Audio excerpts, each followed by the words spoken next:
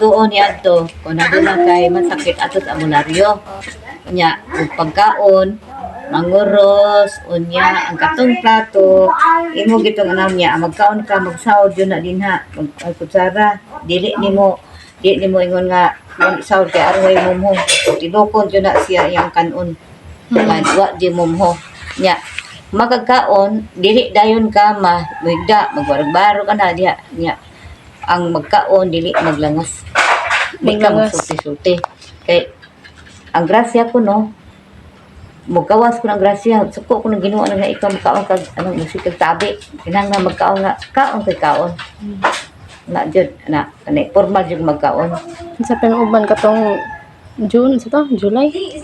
Ang July sa akong apuhan, ginikanan, magluto na sila mga manok, anong magluto sila kaniya ang mais, kamuti, saging, apali, ube, na, ya.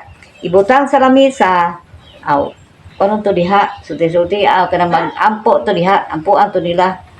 Ya, dayon, yung kuman ato, mangaon, ang pagkaon, na, nga. Kada July gina, Kada July sila. tradition gina. Wag gina sila kanang nagpasalamat ba nga ni kahulyo ana na sila ingon na nga. Kanang suod mas kani atuhay ba nga ni kahulyo na gina sila ingon na. Mura bitaw na siya o kanang dito ang kalag-kalag nga. Mga maghalad sila mga pagkaon. Maghalad sila og mga pagkaon. Nya ni kalag-kalag pod.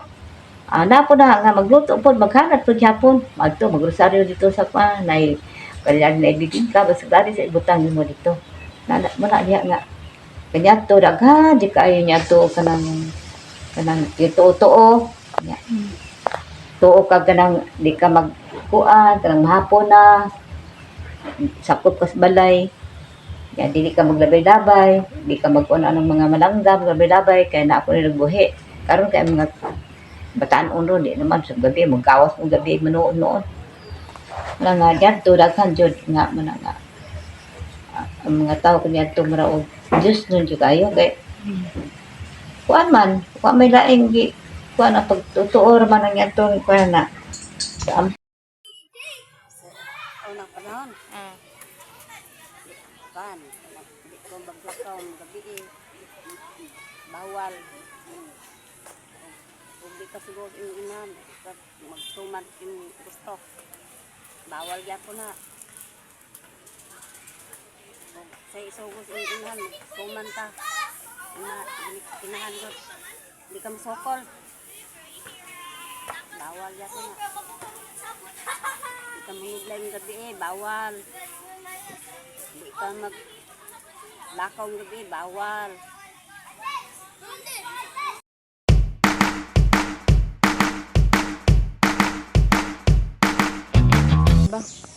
Ang mga batan-on wala na ginabuhat pero ang mga kuan dili-bidaran ginabuhat pa na karon Sa inyong mga kuan. sa among kuan karon ang sa among pangidaron karon o amo pa nang gisunod Example sa ka-example.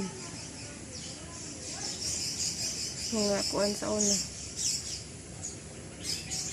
sample kana mga istorya sa mga tiguang nga mga kuan bahin anang mga mutuo kita kay mga tiguang man nang dipindi ra po na sa tao mutuo di wag pa makuha og di mutuo og di mutuo na lang kay katigulangan na kay bawo na po na sila kita mga batan-on karon sa pa kung sa may kuan sa mga batan-on mga katigulangan dako ko nag mga kuan ko kahibalo sa una. Based on our interview with several elders, we learned that many of their beliefs and traditions are deeply rooted in how they were raised and the culture they grew up in. One common practice they shared is the offering of food and prayers during the month of July, which they believe is a way to give thanks and connect spiritually with higher powers or ancestral spirits. These rituals are usually done with sincerity and faith, showing how strong their connection is to their traditions. However, we also discovered that these customs are slowly fading as fewer young people today continue to practice them.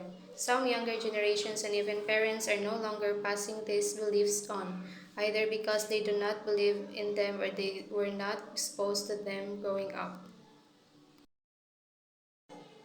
Despite this decline, the elders emphasize the importance of keeping this tradition alive, as they carry cultural meaning, spiritual significance, and sense of identity.